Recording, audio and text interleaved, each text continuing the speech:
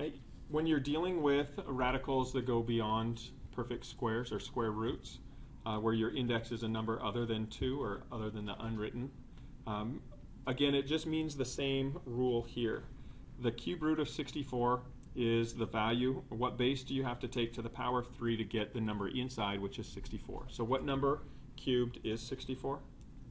4. And so what this winds up equaling is 5 over the cube root of 64 is 4. You should be familiar with perfect cubes up to 216.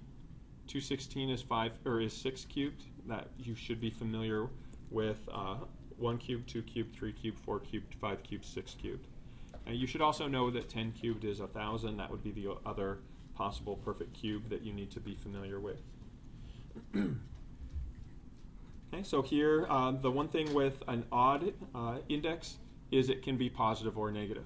So if you look at this example here, 6 divided by the cube root of negative 125, what number can you cube? What base can you cube to get negative 125? Negative 5. So you have a 6 over a negative 5. And when you write your answer, if it has a negative, even if it came from the denominator, when you write it out, write it in the numerator. And so negative 6 over 5 would be your solution here. Okay, and if we look at this rule right here, when you're simplifying radicals, this is the rule that you're looking to use. And so if our cube root, and you have a perfect cube here, if you have a base to some power that's exactly the same as its index, it simply equals the base itself if it's an odd index, the absolute value of the base if it's an even. So this is an odd index, so this power of 3 and this index of 3 cancel, leaving just the base minus 44. Negative 44 times this negative out front becomes a positive 44. Okay, so we have this even index. So right away we know you can't have a negative inside that, right? Well, when you square a negative 28, is that going to be a negative anymore?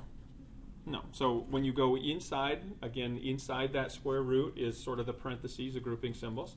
So negative 28 squared is going to be a positive number. So we're fine. We can take the square root here.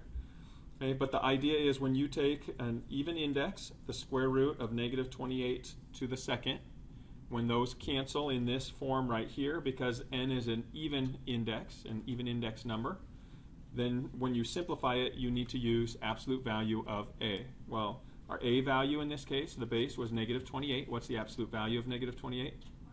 28. So what you get here is you get this negative out front, and then absolute value of 28, or of negative 28.